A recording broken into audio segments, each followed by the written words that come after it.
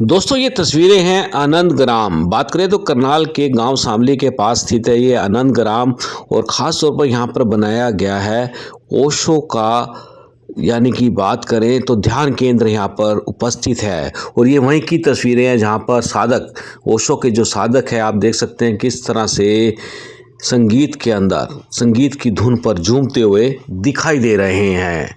नमस्कार, मैं हूं विकास सुखीजा, आप देख रहे हैं अब तक टाइम। दोस्तों हम पहुंचे हैं आनंद ग्राम में और ये पड़ता है करनाल जिले के शामली गांव के पास, जहां पर खास तौर पर आपको बता दें ओशो जन्म महोत्सव बड़ी धूमधाम से मनाया जा रहा है। एक एक तस्वीर दिखाएंगे और आपको यहाँ के बारे में बताएंगे कि किस तरह से यहाँ पर आज ओशो जन्म महोत्सव मनाया गया है। लेकिन खास तौर पर आपको बता दूं, आज के इस कार्यक्रम की जो खास बात रही है वो रही है खास, क्योंकि बात चल रही है इस समय सनातन धर्म की।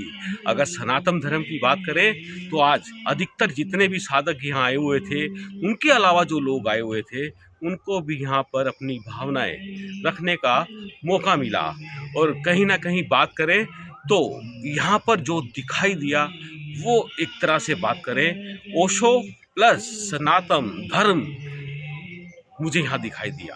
और यही जो परंपरा है सनातन की, लगातार इस तरह से आगे बढ़ती जाएगी, ये आपने कभी सोचा भी ना होगा। दोस्तों हम चाहेंगे इस खबर को ज़्यादा से ज़्यादा शेयर कर देना और आपको सीधा ले चलता हूँ इस कार्यक्रम में।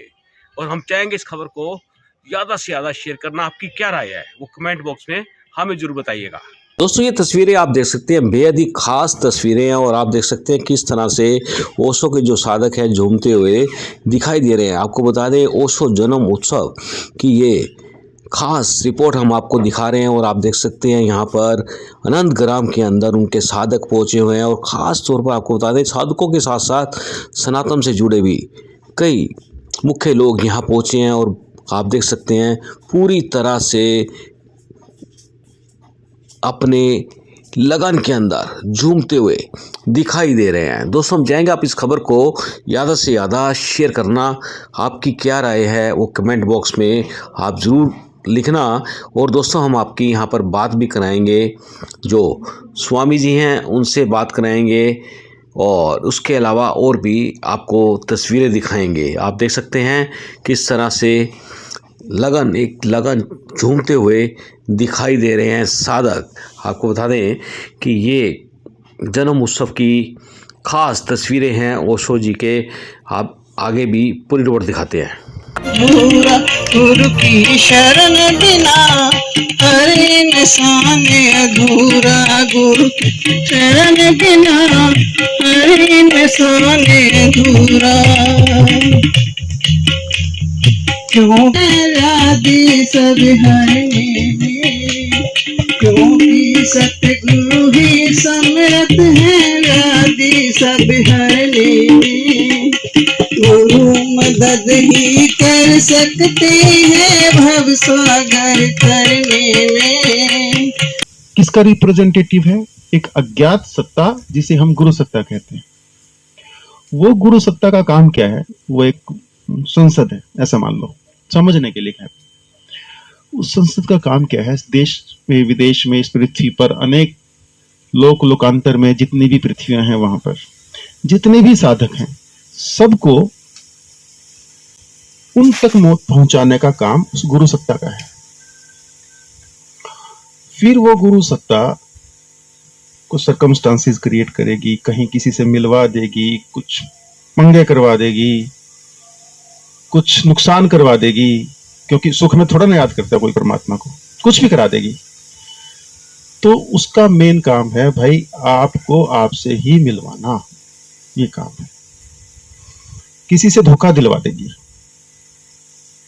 धोखा जो मिलता है ना, अक्सर मैं सुनता हूं कि भाई धोखा हो गया जी, पंगा हो गया, मेरा तो सब कुछ लूट लिया, छीन लिया, मैंने भरोसा किया था। बड़ी सौभाग्य की घटना होती है अगर ऊंचाई से देखें तो उस गुरु सत्ता का यही काम होता है कि आपको आपसे मिलवा देना। अद्भुत है उसका खेल। उस गुरु सत्ता के प्रति समर्पण ये सन्यास है। दोस्तों बता दें आपको ये कार्यक्रम सुबह शुरू हुआ था और ध्यान की मुद्रा में भी गए और उसके अलावा आप देख सकते हैं कीर्तन भी यहाँ किया गया और उसके बाद देर शाम की ये तस्वीरें हैं जहाँ पर ओशो जी के चित्र के सामने उनके साधक यहाँ पर झूमते हुए दिखाई दे रहे हैं, एक साधना में लुप्त होते हुए दिखाई दे रहे हैं। दोस्तों आपकी बात कराते हैं स्वामी विमल कीर्ति जी से।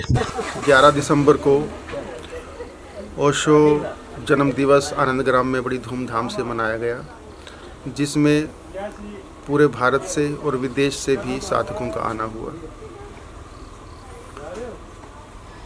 उत्सव की अद्भुत गरिमा रही, अद्भुत लोगों ने आनंद का अनुभव लिया। प्रवचन हुए ओशो के, गीत संगीत हुआ, नृत्य हुआ और एक ऐसी परमात्मा की दिव्य ऊर्जा उतरी जिसमें सभी साधक बस प्रेम से, आनंद से नहा गए। ऐसी कुछ अद्भुत सी बात रही आज। देखो, हमारी तो यही एक देशना है कि भाई हम ये जान लें कि यहाँ पर हम आए क्यों हैं, इस पृथ्वी पर क्या करने आए हैं।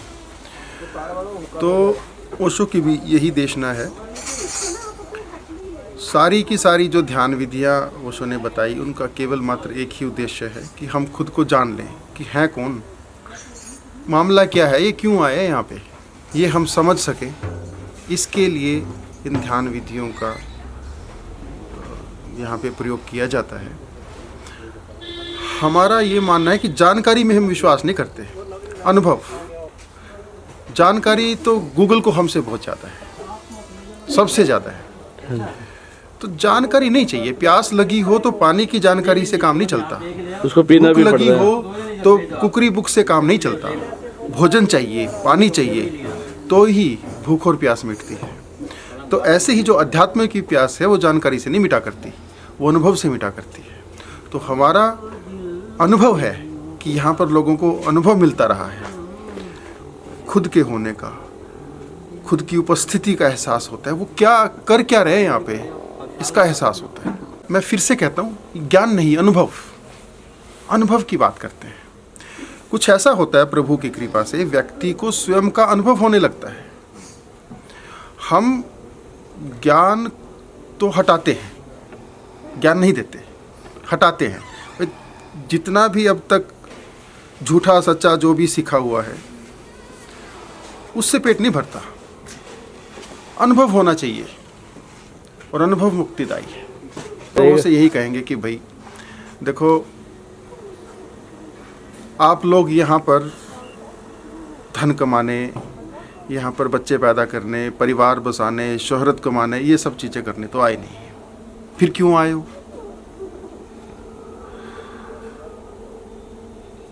वो जो क्यों है ना, उसका उत्तर मिलता है ध्यान से।